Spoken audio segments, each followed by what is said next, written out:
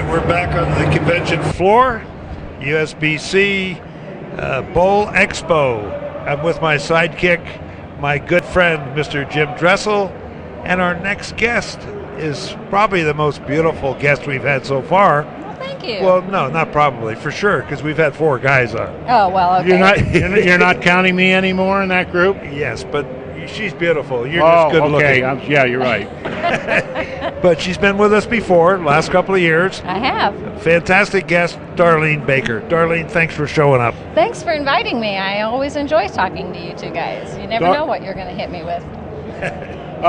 Darlene, we went into this before in some respects. You are now on the board of directors of the BPAA. Yes, I am. With Andrew Kane. Yes. And how's that been for you? It's good. It's very interesting. Actually, there are a lot of similarities between the two organizations. There are a lot of differences, but it's very interesting. And, you know, when I first got involved with WIBC, I got involved because I wanted to do what I could to help the sport, and that's still what I'm here for. And I get the differences. I get the proprietors' needs and wants, and I see their points of view. So I think, if anything, I bring a little bit different perspective, and I can maybe help them understand from my point of view, but then I can also understand their point of view. So, you know, I think I bring value to it, and I enjoy it, and, you know, everybody's just great people, and it's just good to be involved. Well, you're the former USBC president. I am. Do you miss that duty? I do. It's, you know, we didn't get some of the things accomplished in 1 year that I wanted, but, you know, I knew going in that it was possible it could only be 1 year. That's what happens when you have 1 year terms. And, you know, things happen, but again, I'm here to do what I can for the sport regardless of my title, and I'm not going to quit pushing for what I think is the right thing to do, whether I'm the president or whether I'm a director or whatever I am. So I'm still here. I'm not going anywhere. Well, right now you're a guest on this wonderful radio show called absolutely. Kegel. I'm sorry. Phantom Radio. Now everybody knows why I'm here. Actually, that he called me a sidekick. He keeps kicking me in the side when I get it wrong. So I'm scooting back. But she's okay, moving away from the line of fire. But Darlene, I mean, you were in the position before that Kathy DeSocio is now with the BPAA, and have you two talked? Have you passed on any of your observations? Yeah, we talk a lot, but Kathy and I feel very similarly that neither one of us have become president because we're women. We became presidents because of what we do and what we contribute and how we feel about the sport. So it's hard to say, well, you have to do this differently or you have to think about that, because neither one of us look like we're here because we're women. So it's what we contribute, not what kind of a person, what sex we are. How do you think Kathy's going to do? I think she's going to do good. I mean, we have a lot of talks. We have talked a lot. We've served together for a few years on some different projects and things. And, you know, she runs a huge business of her own. She's got to be able to run a board and an organization like BPAA. There's nothing wrong with a woman being president, and I'll tell you why. I used to run a bowling center, 32-lane bowling center.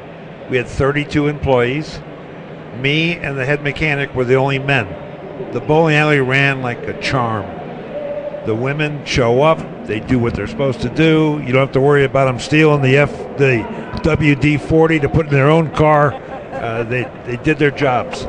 But speaking of women presidents, we've been in meetings for the last couple of days with the Bowling Writers Association, and Joan Romeo, who's helped put all this together, is our new Bowling Writers president. I heard that yesterday, and one of these days when I don't have so many other things going on, as a member of the Bowling Writers, I might actually get to come to the meetings and help vote for some of those other things that we're doing and you're working on more than I am.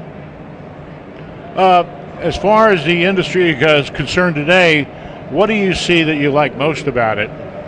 I really like the unity. The industry has come so far the last 5 years or 10 years, and we really have to be even more unified, but we've made great strides, much farther than I thought we would be in the amount of time that we have, and that just says so much for our sport, and to me that's the biggest thing. You're right. That unity is so important. You know, even all the baseball teams, football teams, all the great teams are teams, not one or two individuals that work together for a common goal and win championships. That's right. You know, you wear a lot of hats. I do. And I know one of them is something very special to your heart. And I know you're involved in it fully this year also, the BVL. Absolutely. Yeah. Explain that to our listeners that don't know really what that is. BVL is the Bowlers to Veterans Link, and it was created in 1942, I believe, by all of the women that were at home while their husbands went across to sea, and the bowlers pulled together to help support their loved ones that were representing our country, and it has continued. We've raised over $35 million since it was started. We are averaging around $800,000 a year right now. We have a direct relationship with the Department of Veterans Affairs. We support recreation, where a few of them are here, and they'll be helping Betsy in the booth a little bit later today. They performed this morning at the general session. They travel, these young people donate a minimum of a year of their life to travel around the country, to go to the hospitals and the veterans homes across the nation, and they perform for our veterans that are home, and they talk to them, they make them feel wanted and welcomed and thanked, and they perform for them. And that's just one of the things that BVL does. We also support some games for the veterans. Every year we've got the Golden Age games, my mind's going blank right now which ones there are, but there are a lot of commotion going on here. There are a lot of tournaments, and bowling's not the only sport in these games. It's like it's their Olympics for the veterans, and we support it very much. We're part of the National Veterans Day Committee, so we have representation every year on Veterans Day at DC, and we get to have a laying of the wreath at the Tomb of the Unknown Soldier as part of the recognition for what we do. And we meet every year with the Secretary of Veterans Affairs, Secretary Shinseki, last year. And one of the concerns they have now this year is with the wars ending and all the massive number of troops that are coming home, the jobs that they're not going to have. And so one of the things that I announced just on Monday here is BVL is working with BPAA and USBC to create a job board. So anybody in the industry, the bowling center proprietors, manufacturers, whoever in the industry, they have open positions. All they have to do is post on this board, whether it's a center manager or a soda jerk. It doesn't matter what kind of job they have. They can put where they are from, what kind of job they have open, and the Department of Veterans Affairs is going to be able to get that link out to the veterans so they can go on and say, oh, look, I'm in Illinois and here's a job opening. I think I can call them. So we're trying to hook up our industry and our veterans to fill some of those vacancies. Anything we can do to help that effort, let us know. As soon as I know what that link is, I'll get it to you and you get that word out. Okay. I know that bowlers traditionally have been a strong contributor as far as charities are concerned. So, as far as that charity effort extending into the job force, I can understand why the need for that is there. But getting back to what we were talking about before, with all of the leadership changing in bowling, one of the ones that we kind of skipped over was Andrew Kane. And I was thinking that he brings a new perspective as far as the presidency of the United States Bowling Congress to that group. What are your observations there as far as Andrew is concerned? Andrew's a smart young man. I like him very much. I've worked with him even when he was on Team USA, Junior Team USA, so I've known him for a long time. He has a good head on his shoulders. He has his own ideas, but he will listen to people and think and really thinks things through, and I think he'll do a good job, and I'm there to support him. Okay. So you're the chairperson of the BVL. Yes, I am. Don't you have a website at all? Yes, we do. It's bowlforveterans.org. And anybody that's here at the trade show, our stand is your neighbor right over here. So we have all kinds of things that we can get you hooked up with.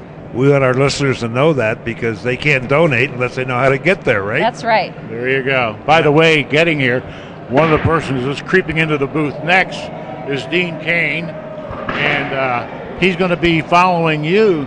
So we're going to have the opportunity to talk to him as well about how he thinks he's doing in that new job. Well, good. And he's experiencing a lot of the pressures and responsibilities and duties that you did before.